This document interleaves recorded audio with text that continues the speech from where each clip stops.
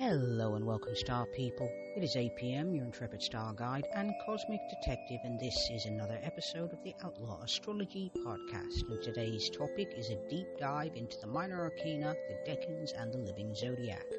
Now, last episode we talked about the major arcana and with reference into the elements, the planets, and the signs. And this week we're going to step more deeply into the minor arcana. But before we do that, a little housekeeping. We have a newsletter, free and paid. More info on that, you can go to the link in the show notes. If you like our Astro Flow, you can support the podcast via our tip jar, link also in show notes, and we'd be ever so appreciative if you would give us 5 stars wherever you listen to podcasts, but on particular Spotify, YouTube, and Apple Podcasts, so that other people can find us as well. And with all that said, thank you very much, and onward! Alright, so let's step right into it. We're going to talk about the decans, and that is the zodiac's hidden detail. So, once again, decans are, each of the 12 signs is divided into 3 10-degree sections, creating 36 decans total. Now, each decan is ruled by a different planet and we're talking about astrology only according to the Chaldean order, which is Saturn, Jupiter, Mars, Sun, Venus, Mercury, Moon, and on, meaning it repeats. And so, here's an example. Aries has 3 decans. The first one is Mars in Aries at 0 to 9 degrees. That's the first decan. The second decan is Sun in Aries. That is 10 to 19 degrees. And the last decan, Venus, is its ruler, and that's Venus in Aries, 20 to 29 degrees. And so, the Golden Dawn assigned and numbered minor arcana cards 2 through 10 to these 36 decans, with aces representing the pure element and court cards representing both modal and elemental combinations. Okay? So, that's the simple setup. Let's walk through the minor arcana, suits, decans, and planets. So let's break it all down. Each suits elemental correspondence. So wands is fire, cups is water, swords, air, and pentacles, earth.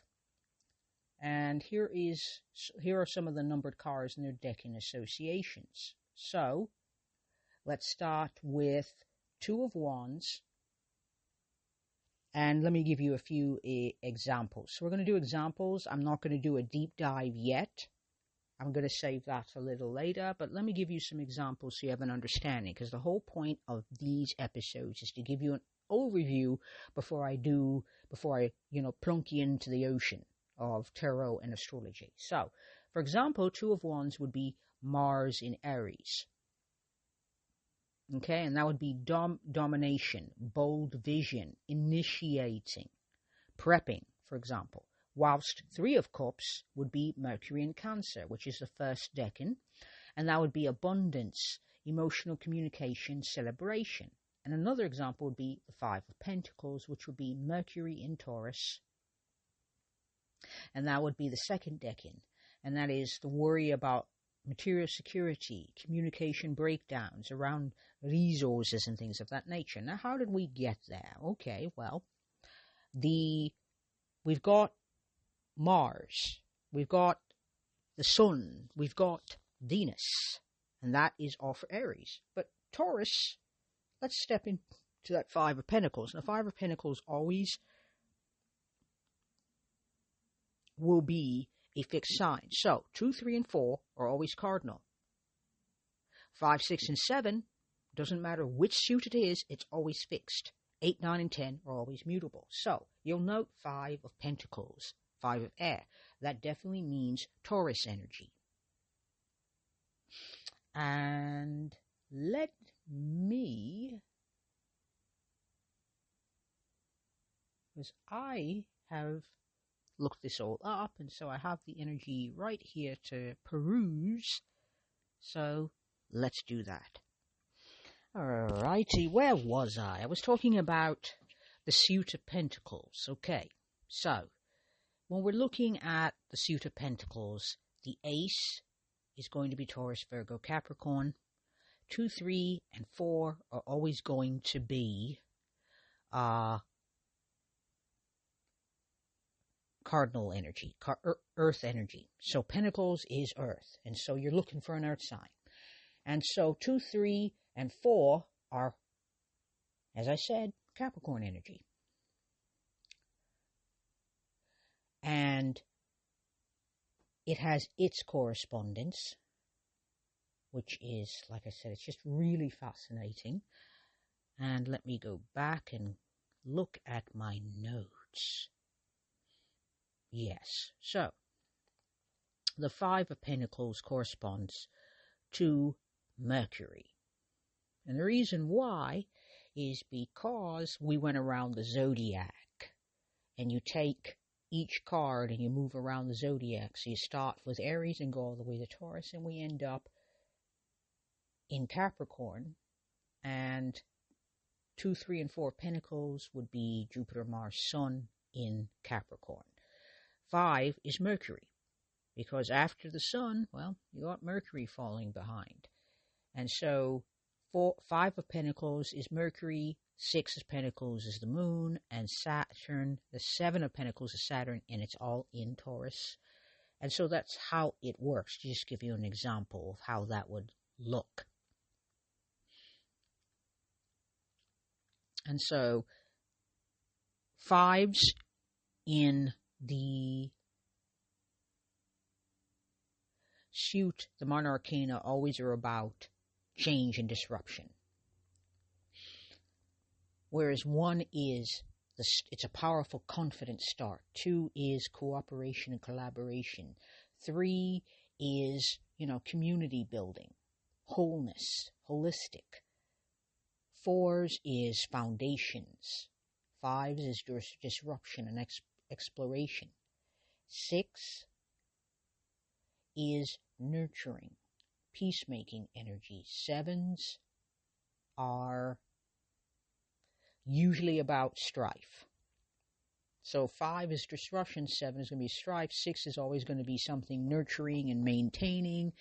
8 is usually going to be, it's going to have energy, it's doing energy, it's mastery energy, it's building energy.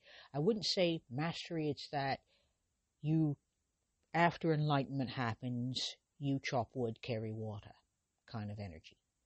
9 is moving to completion, and 10 is the beginning in the end, and the end in the beginning. And so that's why we have 5 of Pentacles, Mercury in Taurus, worry, because Mercury is the mind, and 5s are about disruption. And if we're talking about material things, oh, by the way, stepping back just a bit, the 5 of Pentacles depicts a church and 2 people, 1 disabled, and in tattered clothing. It's cold outside. They look as if they're down on their luck and in need of assistance. And the implication in the card is that they only have to look toward that church and its warmth with its stained glass windows for assistance and help. And this could also, because Mercury is the card here, it can also be about communication breakdown when it comes to resources, meaning that this could have happened, meaning the figures on the card, it could have happened because of a misunderstanding. Okay, just to give an example. So, planetary rulers can add flavor to the sign's expression within the suit and its element. So, Mercury in Taurus, earthly communication, meaning grounded, pragmatic, methodical. And it'll manifest differently than, say, Mercury in Gemini, which is airy communication, thoughts, opinions, ideas, for example. And so the emphasis in this system allows us, the readers, to pinpoint specific timing and nuance when interpreting spreads. Okay, so spreads are basically a way of organizing the tarot information in a flexible and fluid structure, meaning a spread, to answer a question or to get a more complete understanding of something. Now, let's try a short practical application, reading with astrological timing. So, correspondences in readings go like this. Usually a client will ask about timing. The cards can indicate not just a when, but sometimes under what cosmic conditions. So here's a practical example. Let's say someone draws a Four of Wands, and that would correspond to Venus in Aries. That would be the third decan, you might recall, of the suit of Wands, 2, 3, and 4. And so it could be said this. This manifests when Aries energy softens into relationship and beauty. And that's late Aries season when Venus transits Aries. You see? And you can do that with pretty much any card. So let's say, looking back at our Taurus grouping in our Three of Water, so Three of Cups, water. Let's see if we can do it. So let's say someone drew the Three of Cups.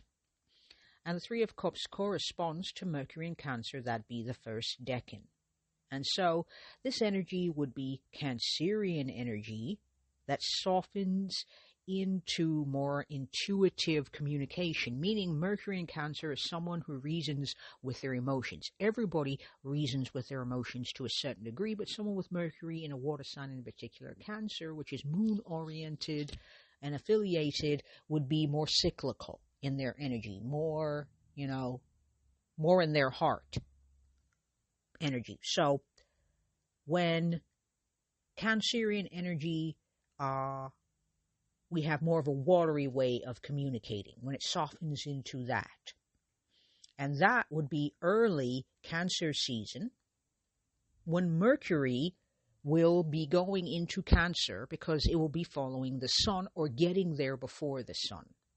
But it'll be following the sun into Cancer, provided that Mercury was not in retrograde in this particular example, which it doesn't have to be, but, just to give you an example. So, to be clear, second example, you could see the Three of Cups as Mercury in Cancer, first decan energy, and that energy would be most prevalent during early Cancer season, particularly in the Northern Hemisphere is what I'm talking about, and when Mercury would enter into Cancer. So if you're talking about relationships or emotional intelligence or decisions and choices that require us to check in with our guts, the best time to do that would be early Cancer season, which would be late June, thereabouts, the 22nd, thereabouts, and about thereabouts until about early July. So I'd say from the 22nd to about 30th, thereabouts, and that would be about the first decan of Cancer. And so any astro magic, that means you could take the Three of Cups card at that time, put it on an altar or on a desk, and use it as an anchor to remind yourself of your intention, to communicate with heart, to use your gut when making decisions, to not just use your mind, it's to consider what your gut might think about this. And also, since this is a moon-ruled sign, that's about cycles. So what cycle are you in when it comes to all of these things? What are your considerations when it comes to belonging and your soul family? Those kind of things are all very Cancerian energy. It's also a time to connect with one's divine feminine or divine feminine energy type. If you are engaging in a divine feminine practice, this would be the ideal time to do that. Now, let me give you another example. Five of Pentacles corresponds to Mercury in Taurus. That would be the second decan. It's about financial security, worrying about it, communication breakdowns around resources. Resources could be money, but could also be talents, experiences, skills that we have gotten through slow, deliberate practice. Okay? And so let me do this one too to hammer this point in. So someone is drawn the Five of Pentacles. That is Mercury in Taurus. That is the second decan. And it is This energy can manifest when Taurus energy starts to move into, more of a earthly communication. And that would be mid-Taurus season, which would be the early part of May. So late April, early May would be second decan Taurus. And so that'd be a time to start to put the Five of Pentacle cards up there and consider, okay, 5 is about disruption. 5 is about change. What would I like to change? What do I need to disrupt? Taurus energy is slow and deliberate. It's not move fast energy. It is slow and deliberate. But this is very practical energy. Moves at its own rhythm. And so you put the Five of Pentacles on your desk and you ask questions about, what is going on with my resources? What is being disrupted? What could be disrupted? What do I want to disrupt? What is my plan for if disruption happens? Because this is about worrying. So if I'm worrying, it is time to come up with a solution. And so during late April, very late, like the 30th, 29th, 30th, all the way to about the May 5th, 6th, thereabouts,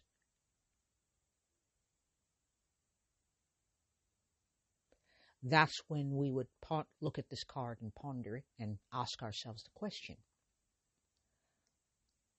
This is a time to say, hey, what are my resources? Do I have any concerns or worries about this? And what can I do to better support my resources and keep them strong and healthy, and so I can sustain this, so I don't have to worry as much, for example. Okay, so understanding decans can help us create our own correspondences. So once you grasp the logic, planet, sign, element, you can adapt and expand the system to fit your own practice. So a key point here when it comes to reading is planets transit. They change sign. And this, using tarot, you can drop that into transit. When a Mercury is transiting in Taurus, you can pull out the Five of Swords card, the Five of Pentacles card, and say, what are my concerns? What are my worries about my resources, about my money, about my body, about my health, etc., about my worth? And start to address those. Okay? And so this is a time to experiment, so you can track the cards yourself as well during specific transits, and you can note patterns and build your own astro tarot language. As a matter of fact, I'm going to encourage it. The reason why I'm going to encourage it is because I do not think it's a good idea to simply take someone's word for it. My experiences is, as a Ravenclaw, I have a tendency to like books and information, and that doesn't always lead to a more embodied or integrated experience. And as a Sagittarius, I have Sagittarius in my chart. One of my placements is in Sagittarius.